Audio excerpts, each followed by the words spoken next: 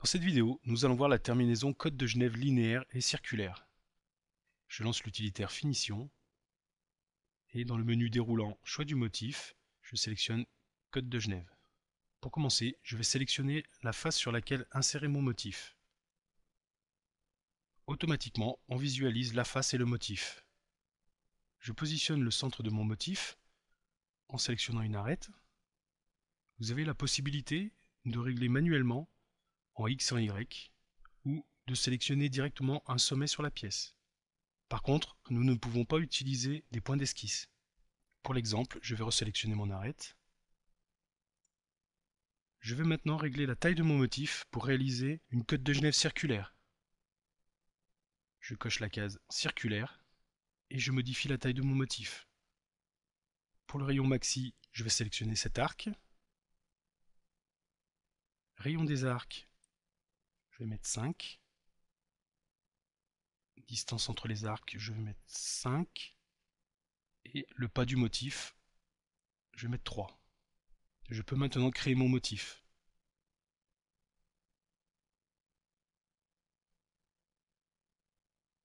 On peut voir que dans l'arbre de création, une esquisse a été créée avec l'image de mon motif.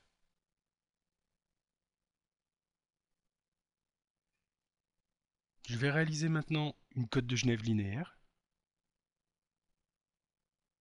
Je relance l'utilitaire Finition et je sélectionne ma face. Je centre mon motif. Ici, la case circulaire est décochée, donc c'est bien une cote de Genève linéaire. Je vais régler la taille de mon motif. Pour les rayons maxi, je vais sélectionner cet arc. Le rayon des arcs, je vais mettre 0,5. Distance entre les arcs, 0,5. Et le pas, je vais mettre 0,4. Je peux ici faire pivoter mon motif. Je vais mettre 90 degrés. Et pour les cotes de Genève, nous avons la possibilité, dans l'onglet Options, d'insérer une image. Je coche l'option Utiliser une image.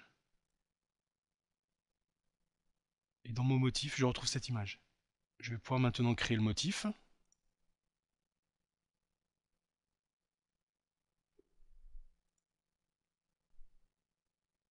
On retrouve sur notre pièce une cote de Genève linéaire et une circulaire, en sachant que pour le motif cote de Genève circulaire, on peut aussi cocher l'option Utiliser une image.